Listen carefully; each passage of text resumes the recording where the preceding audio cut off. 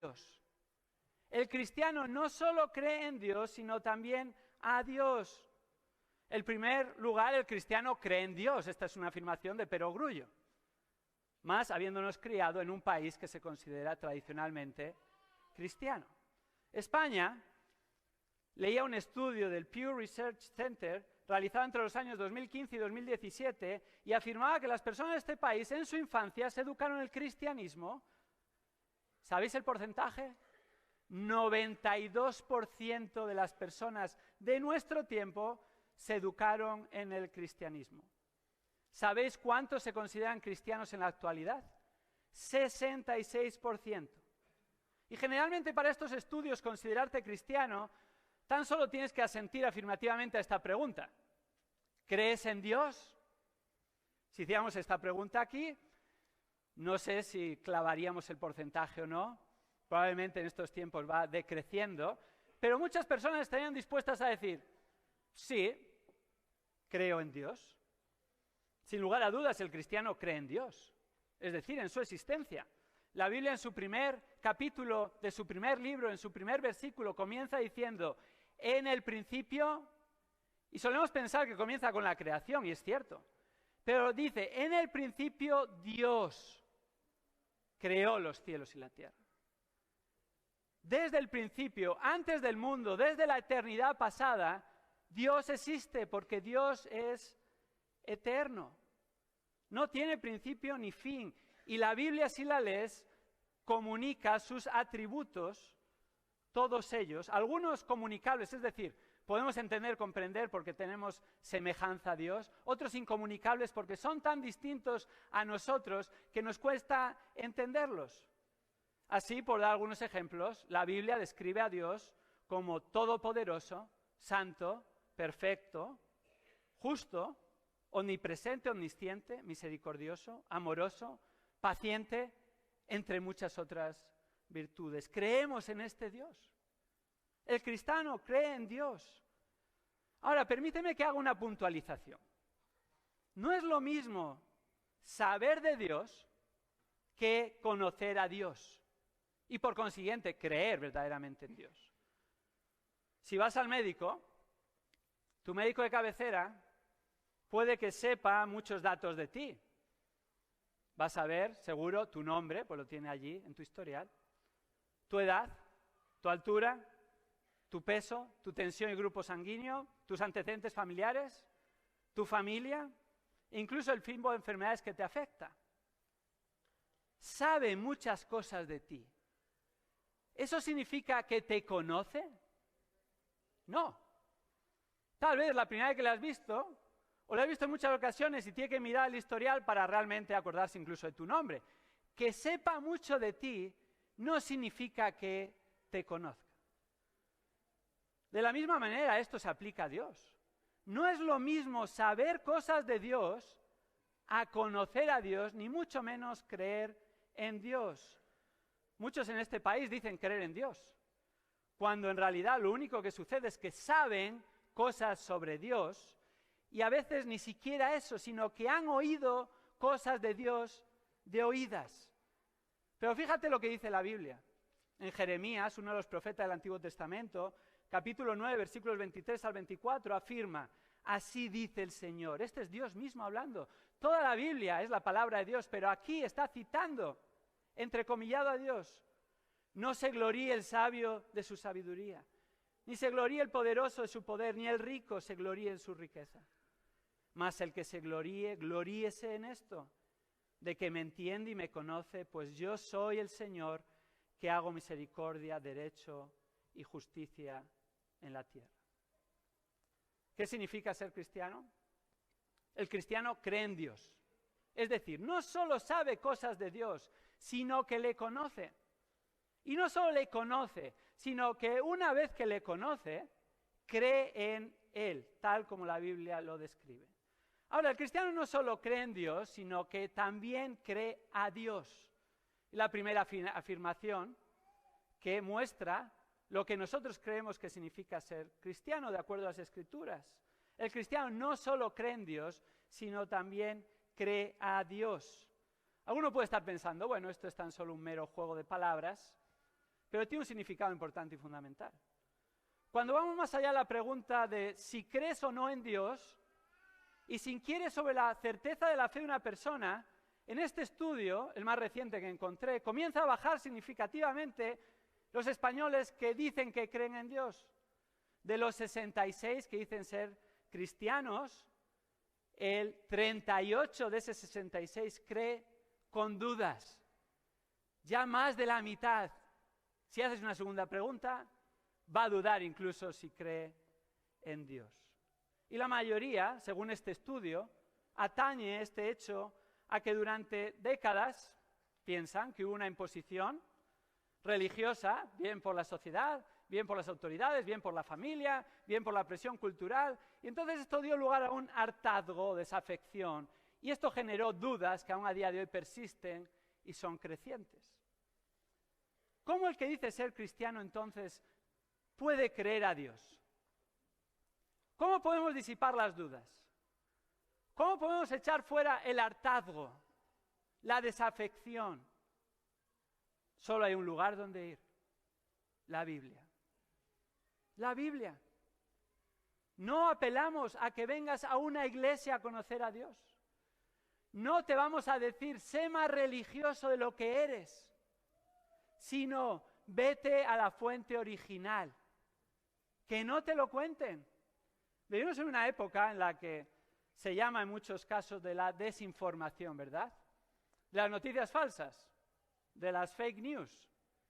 Y muchas veces porque no se va a la fuente original y entonces nos llegan ideas y pensamientos que han sido filtrados no de la manera adecuada, y tal vez muchos de los aquí presentes han visto que es así. En algún caso le dices algo a una persona y si además esa persona tiene una posibilidad de publicarlo en algún lugar, hoy en día se puede publicar en muchos sitios con las redes sociales, tú puedes decir, no, yo no dije eso.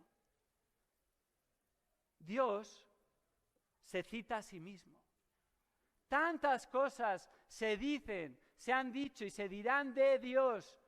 ¿Dónde están en la Biblia? Creemos a Dios.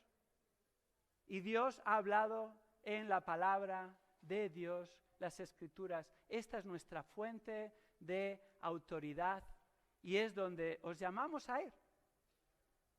¿Tienes una Biblia en casa? Creo que casi todos tenemos una Biblia en casa, ¿verdad? Ahora, la pregunta es, ¿dónde está en la casa? Si la encontramos. Bueno, si no sabes dónde está, no te vayas de aquí sin una porción de las Escrituras. Nos gustaría obsequiarte una porción del Evangelio de Juan, del Nuevo Testamento, o si es una Biblia, no sé si estamos preparados hoy para Biblias, pero vuelve otro día, yo te regalo una Biblia. Que ese no sea el problema, porque creemos realmente que es la palabra de Dios y es donde debes de ir para disipar las dudas y ver si crees en Dios y crees a Dios. ¿Por qué decimos esto? Porque la Biblia dice en 2 de Timoteo 3:16, toda escritura es inspirada por Dios. ¿Qué significa inspirada? Salido de su boca, el hálito de Dios. Y por tanto es útil. ¿Para qué? Para enseñar, para reprender, para corregir, para instruir en justicia. En eso creemos en esta iglesia. Creemos que la Biblia es la palabra de Dios y por lo tanto ha de ser tratada como tal por los llamados cristianos. ¿Qué quiere decir esto? Que la Biblia es la revelación de Dios a los hombres. Que la Biblia es la autoridad final para nosotros. Que la Biblia es lo que necesitamos para la vida y la piedad. Y el cristiano no solo cree en Dios, sino que cree a Dios, y para creer a Dios ha de conocer primero lo que Dios dice y el lugar de referencia es la palabra de Dios. La pregunta no es si tienes una Biblia en casa. La pregunta es, ¿la has leído? ¿La conoces? ¿La estás leyendo? El cristiano cree en Dios, cree a Dios. Y en esta iglesia cristiana, si regresas, vas a ver que en nuestras reuniones creemos en Dios, creemos a Dios, y todo lo que hacemos en nuestros cultos, la parte central es la lectura, la explicación, la aplicación de la palabra de Dios para que juntos con las Biblias abiertas podamos ver lo que Dios dice. Yo no soy la autoridad. Manuel Corral no es la autoridad. Saúl no es la autoridad. Dios es la autoridad. Su palabra es la autoridad. ¿Qué significa ser cristiano? La primera afirmación que sintetiza lo que significa ser cristiano es que el cristiano no solo cree en Dios, sino cree a Dios. Pero hay una segunda afirmación que yo creo que es aún más importante para responder a la pregunta ¿qué significa ser cristiano? Y esta segunda es que el cristiano no solo cree a Dios, sino también cree a Cristo y en Cristo. El cristiano no solo cree a Cristo, sino también en Cristo. En realidad eso es lo que significa cristiano. ¿Sabes cómo se originó la palabra cristiano? Se originó en el primer siglo. La Biblia lo recoge en el libro de los Hechos de los Apóstoles, que es la historia recogida de la iglesia primitiva. Y ahí en Hechos de los Apóstoles, capítulo 11, versículo 26, y si no me crees, cuando llegues a casa, encuentra tu Biblia, búscalo, y verás que allí les llamaron por primera vez cristianos, y esto era un término peyorativo, despectivo, porque seguían a Cristo. No era algo loable, no era la mayoría, no era algo por lo que tenías una vida mejor. Los cristianos en aquel tiempo eran perseguidos en el Imperio Romano, se escondían en las catacumbas, pero ellos seguían a Cristo. Ese es un cristiano. Y el cristiano cree a Cristo. Es decir, cree lo que Cristo dice. Y sus palabras las encontramos en la Biblia. Las encontramos en el Nuevo Testamento, en los primeros, principalmente, 4 libros del Nuevo Testamento, que conocemos como Evangelios: Mateo, Marcos, Lucas y Juan. Y por extensión, toda la Biblia es la palabra de Cristo, porque Cristo es Dios mismo, hecho hombre, la segunda persona de la Trinidad. Ahora, los creyentes creen a Cristo. No solo los creyentes, yo diría, hay hasta personas ateas, sí, escúchame bien, personas ateas que creen a Cristo. ¿Por qué digo esto? Bueno, porque muchas personas encuentran mérito y podrían estar de acuerdo con palabras que Cristo dijo, incluso forman parte de nuestro vocabulario, de nuestros refraneros, sin saber que son palabras de Cristo que se encuentran en la Biblia, y es sabiduría popular aceptada con la que estaríamos de acuerdo. La mayoría, aunque no sea cristiano, piensa que el Señor Jesucristo fue un buen hombre, que sus valores y pronunciamientos son loables, pero siempre y cuando no choquen con los míos, siempre y cuando no se inmiscuya en mi vida, porque yo estoy por encima, o siempre y cuando no vayan en contra de la mayoría imperante en cada momento, que por cierto siempre es cambiante y fluctuante. Pero el cristiano, en tiempos mayoritarios, en tiempos minoritarios, en tiempos de aceptación, en tiempos de negación, cree a Cristo y lo que dice en la palabra y confía en Él. La mayoría estaría de acuerdo y aceptaría enseñanzas como amarás al prójimo como a ti mismo. O también la regla de oro que está en la Biblia: haz con los demás como te gustaría que hicieran contigo.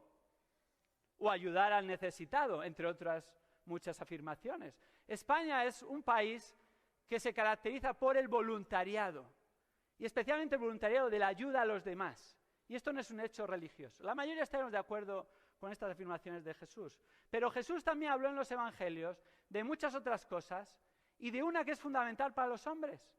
Jesús dijo que nosotros, los hombres, somos pecadores. Yo el primero.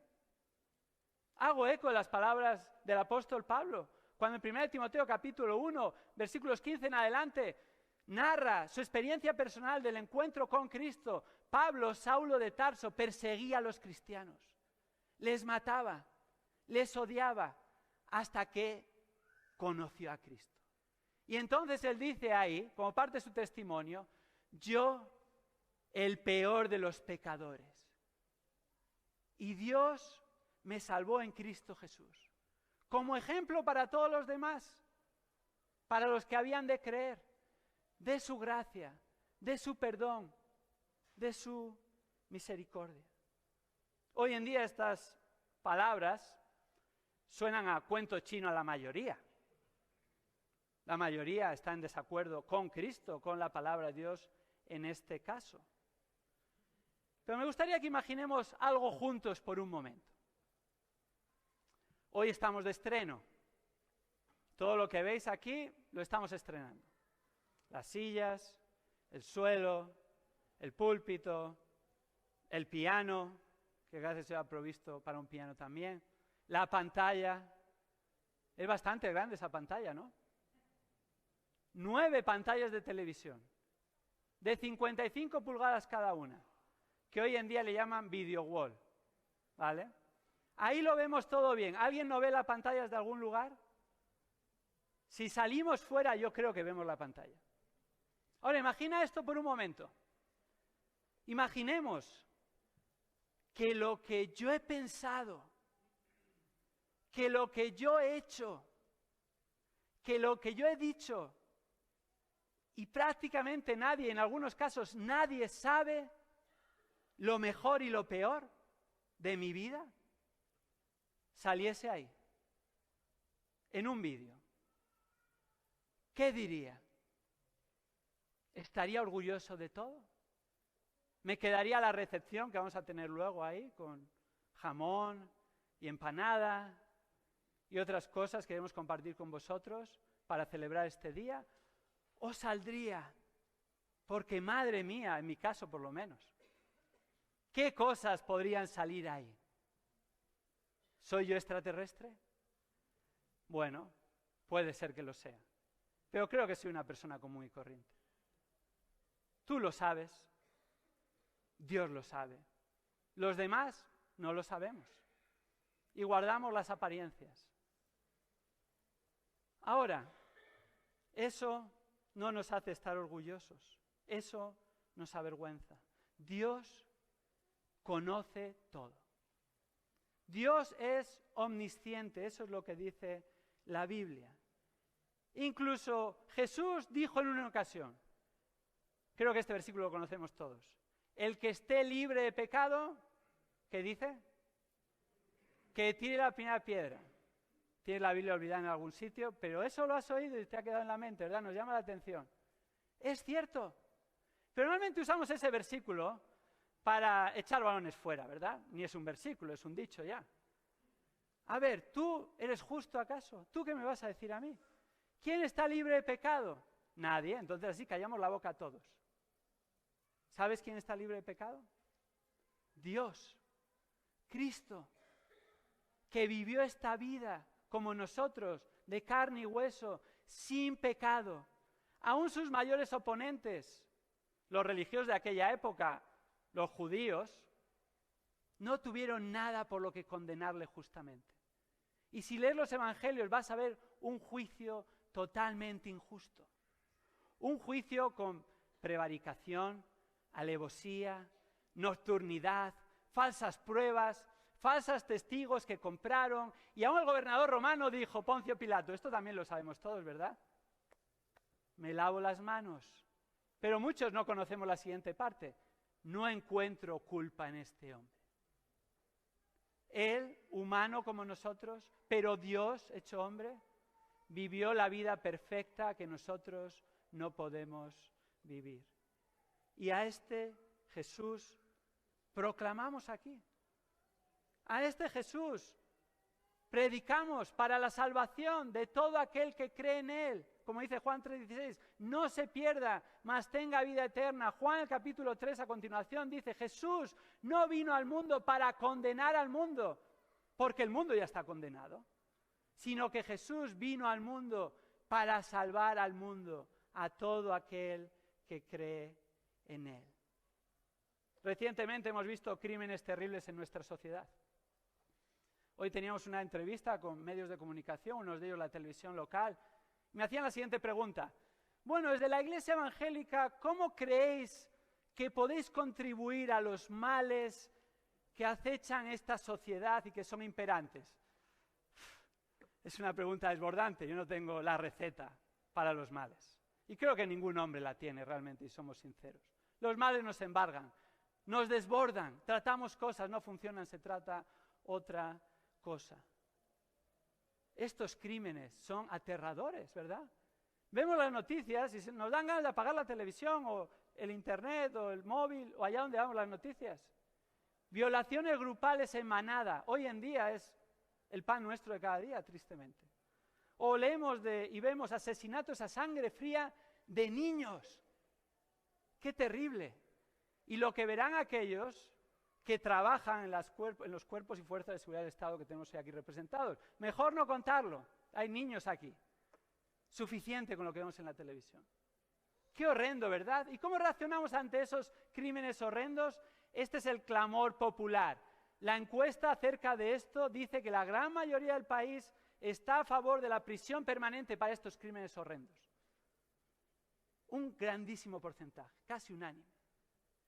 Creo que la mayoría estaremos de acuerdo. Y la mayoría también dice, no queremos a estas personas a nuestro alrededor. No le queremos en la sociedad, porque pueden hacer mucho daño y queremos proteger a nuestras familias y queremos estar viviendo en un contexto seguro. ¿No es así? Bien. Si nosotros tenemos esa desafección, ese desapego, ese deseo de no estar con esas personas en nuestra propia justicia, piensa por un momento ahora. Dios, santo, santo, santo, como dice Isaías capítulo 6, perfecto, sin pecado verdaderamente. ¿Crees que va a desear estar con nosotros, que aunque no seamos todas esas cosas, somos otras que calificarían menores?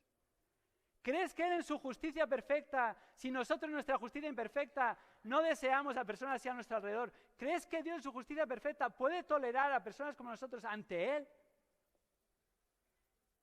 La pregunta se responde sola, si somos un poco sinceros con nosotros mismos. Porque nosotros conocemos nuestros males. ¿Sabéis por qué Pablo dijo, soy el peor de todos los pecadores? Yo no creo que fuera el peor de todos los pecadores si tomásemos objetivamente su vida. Porque en Filipenses capítulo 2 dice que él tenía una vida impecable.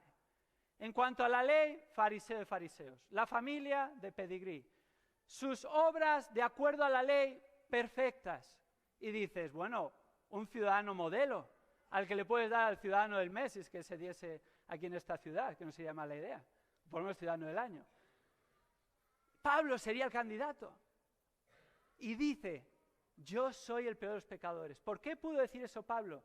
Porque conocía su corazón, conocía su pensamiento como ningún otro, aunque los demás pensaran bien de él. ¿Quiere decir esto que somos las peores personas del mundo? No. ¿Quiere decir esto que hacemos todo el mal que podríamos hacer? Tampoco. ¿Quiere decir esto que no hay nada bueno en nosotros? Por supuesto que no. Quiere decir que por naturaleza somos pecadores y por lo tanto este pecado se manifiesta de diversas maneras. De diversas maneras. Mayores y menores. En público, en privado. Aquello que algunos saben de nosotros y les desagrada. Otras cosas que nadie sabe de nosotros. Y este pecado delante de Dios no podemos estar. Ahora, ¿cuál es la solución? Hay esperanza. El mensaje es de esperanza. El mensaje es el Evangelio. Todos conocemos esta palabra, Evangelio. ¿Sabéis qué significa el Evangelio? Evangelio significa buenas noticias y es expresada de tal manera en el Nuevo Testamento que significa las mejores noticias jamás contadas. Es el premio Pulitzer que debería darse cada año porque es la mejor noticia que se recibe una y otra vez. Porque la Biblia dice en Romanos 3:23, por cuanto todos pecaron, están destituidos de la gloria de Dios. Y un poco antes, Romanos 3:10 dice, no hay justo ni aún uno. Pero Jesús vino a traer la solución. ¿Qué dijo Jesús? Sus primeras palabras públicas fueron estas. Conocemos muchas cosas de Jesús, pero probablemente la mayoría no sabemos. Sus primeras palabras públicas recogidas en los Evangelios, Marcos capítulo 1, versículos 14 al 15, son, y cito, arrepentíos y creed en el Evangelio. Arrepentíos de vuestros pecados significa, da un giro de 180 grados. Deja de ir en la dirección opuesta a Dios. Ven a Dios. Pero para ello tienes que arrepentirte de tus pecados y creer en Cristo. El cristiano no solo cree a Cristo, sino que cree en Cristo. Y cree en el Evangelio de Cristo, las buenas noticias de Cristo. ¿Cuáles son estas? La Biblia dice, 2 Corintios 5, 20 al 21, somos embajadores de Cristo, como si Dios rogara por medio de nosotros. En nombre de Cristo rogamos, reconciliaos con Dios. Al que no conoció pecado, que es Jesús, le hizo pecado por nosotros, para que fuéramos hechos justicia de Dios en él. Dios es amor, Dios es perdón, Dios es misericordioso, Dios es compasivo, lleno de gracia, lleno de verdad, pero Dios también es justo. Y con nuestra justicia imperfecta, no vamos a dejar pasar un crimen sin su castigo, a no ser que seamos corruptos. Imagínate ir ante un juez y alguien que está probado objetivamente su maldad y el crimen que ha hecho de una medida o de otra, el juez dijese, bueno, hombre, no hay que exagerar. Todos cometemos fallos. ¿Tú eres mejor que él? Bueno, si tú no eres tú encontrarás a alguien que es peor. Venga, vamos a dejarle en libertad.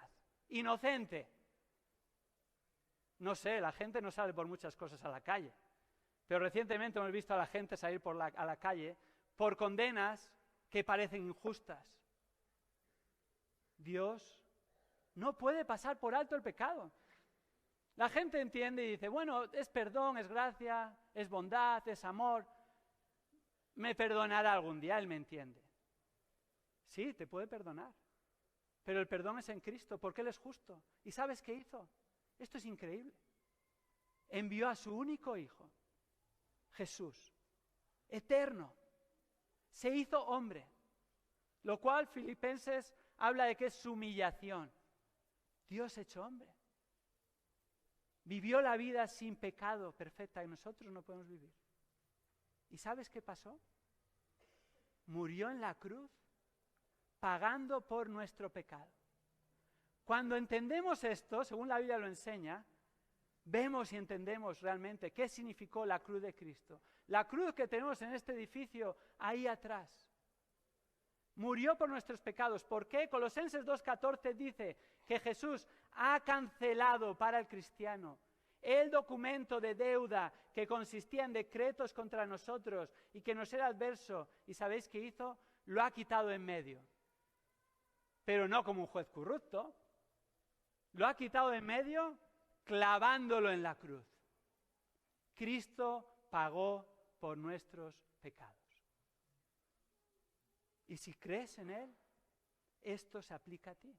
En Cristo Jesús, si vienes arrepentido de verdad, de corazón, y reconoces, Dios, soy pecador, tú lo sabes mejor que yo, tú lo sabes hace mucho más tiempo que yo lo sé, aunque no me gusta pensar en esto, pero gracias por enviar a tu Hijo, gracias por Cristo, gracias porque en tu amor, pero también en tu justicia, le castigaste a Él en lugar de a mí. Abrázate a Cristo.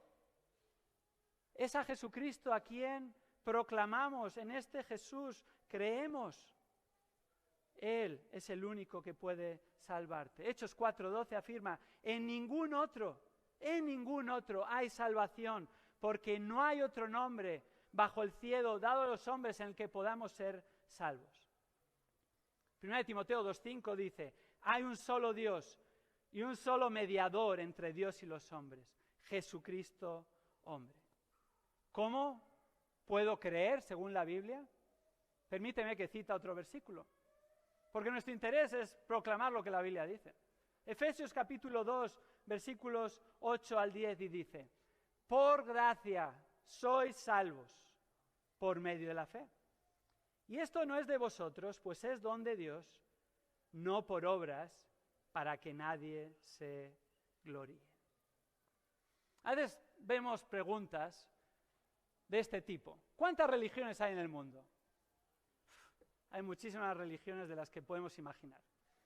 Y si viajas un poco, ves muchos tipos de religiones. Y cuanto más lejos viajas, religiones más desconocidas. Pero realmente yo creo que podemos resumir las religiones en dos tipos.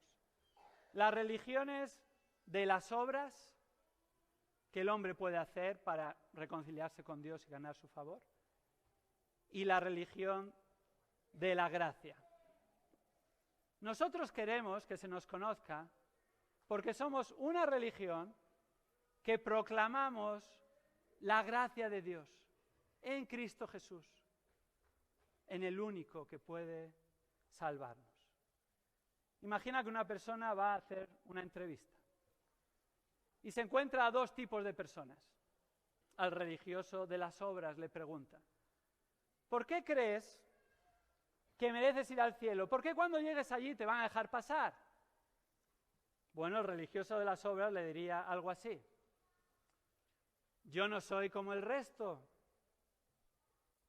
Trato de vivir una vida honrada, hacer el bien, hasta doy limosna, ayudo al prójimo, y seguiría afirmando todas sus buenas obras. Y añadiría: además, yo no soy como este o aquel.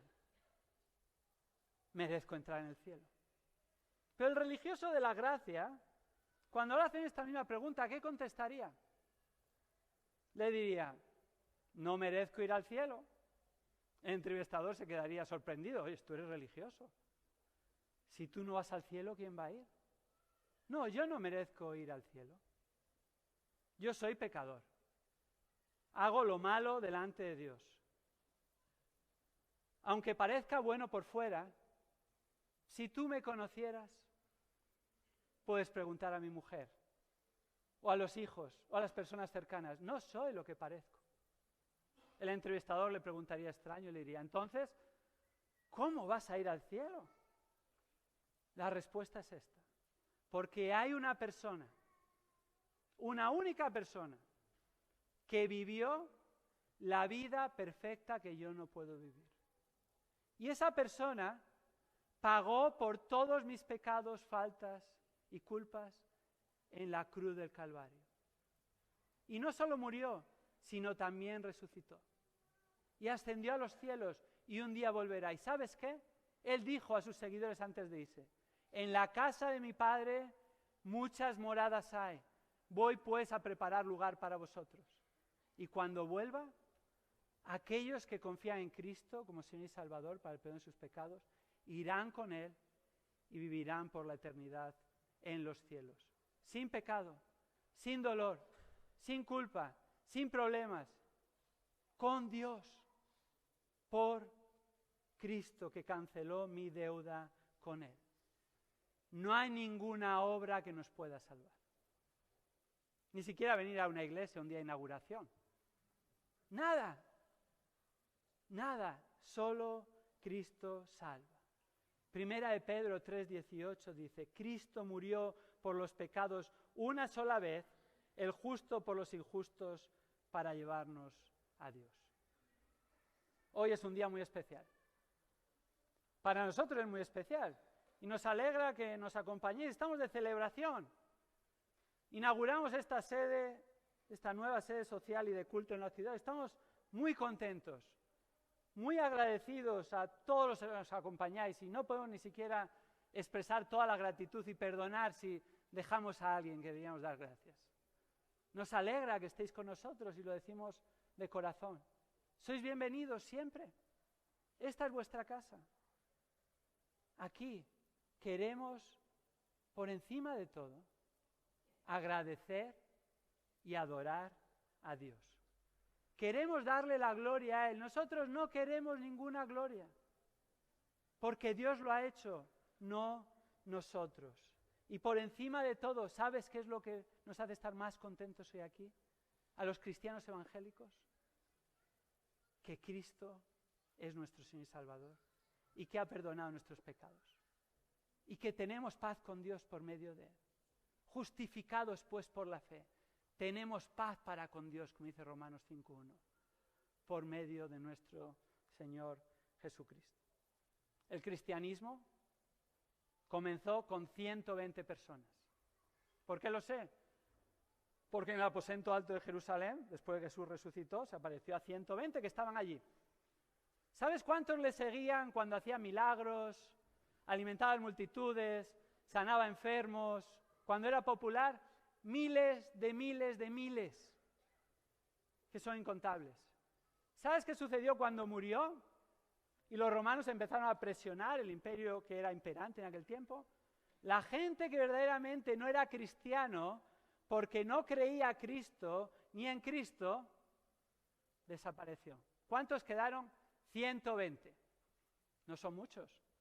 Aquí hay más del triple en esta noche. ¿Sabes cuántos cristianos había en el año 250 de nuestra era, aún con pleno imperio romano? Millones. ¿Tú crees que era atractivo el cristianismo entonces? ¿Que se tenían que esconder en las catacumbas? ¿Que tenían que huir? ¿Que perdían sus trabajos? ¿Que fueron exiliados por todo el norte de África y así algunos llevaban el cristianismo hasta allí? Para nada.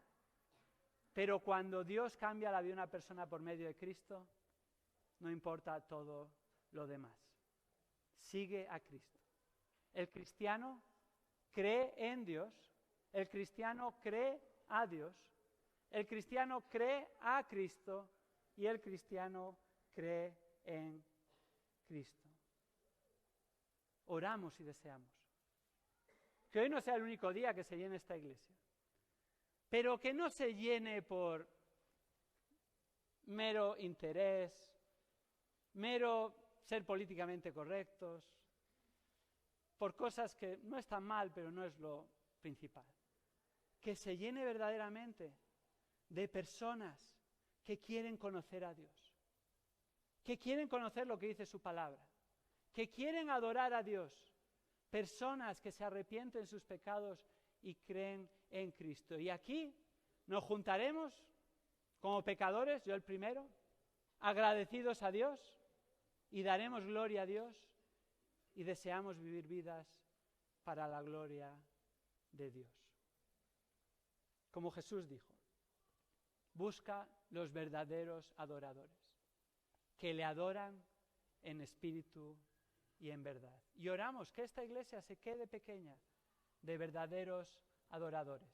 No porque queramos construir otra, os puedo asegurar, después de 7 años de construcción y después de todas las vicisitudes, sino porque realmente creen en este mensaje.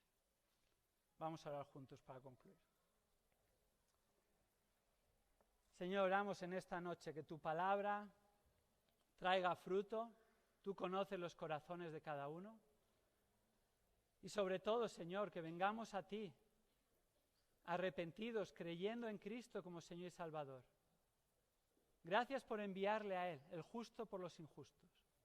Y gracias, Señor, no solo porque provees para nuestra salvación. Y como tú dices, todo el que viene a ti, tú no le echas fuera, sino que provees para muchas otras cosas que no merecemos, como este lugar de culto. Señor, te damos la gloria por ello, que podamos celebrarte a ti en esta noche. Esto oramos en nombre de Jesús. Amén.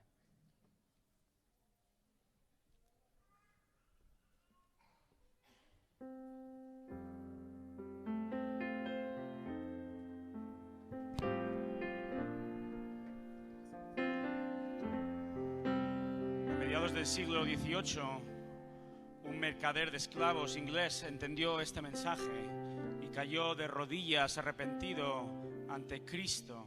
Años después escribía quizá el himno protestante más conocido en todo el mundo, Sublime Gracia, Amazing Grace, en español, y quisiéramos cantarlo en esta noche. Os invito a ponernos de pie y a cantar desde el corazón de este cristiano del siglo XVIII.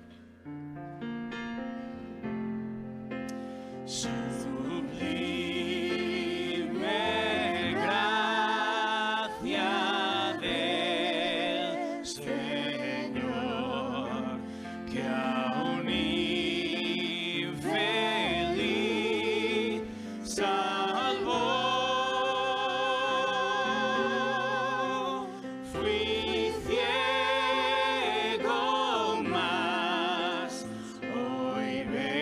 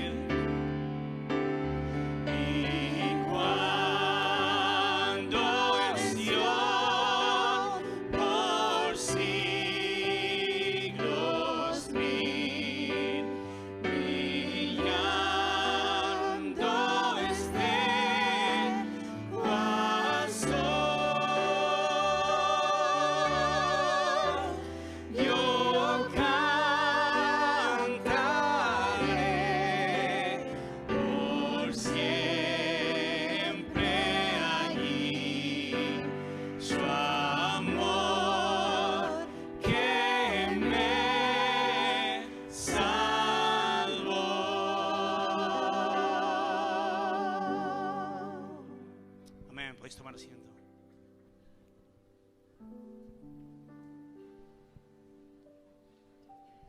Así concluimos nuestro acto de inauguración, pero no querríamos que os fueseis sin disfrutar un poco de la hospitalidad. Y si no tienes prisa, sabemos que hay muchas cosas que hacer hoy en León. Mercado medieval, estamos de fiestas, los food trucks del Parque San Francisco, la ciudad está muy bonita, es muy buena fecha para los que nos visitan, para los de aquí. Pero antes de disfrutar de todo eso, quédate a una pequeña, sencilla y humilde recepción. Queremos invitaros a poder charlar un rato juntos y disfrutar este día. Y os agradecemos el habernos acompañado. Y si queréis volver, mañana tenemos conferencias por la mañana, por la tarde acto de dedicación a las 5 y el domingo vamos a tener nuestro primer culto congregacional a las 11. Y si para este fin de semana haya sido suficiente, vuelve más adelante. Eres bienvenido, las puertas están abiertas. Que el Señor os bendiga, estamos despedidos, disfrutemos del refrigerio juntos.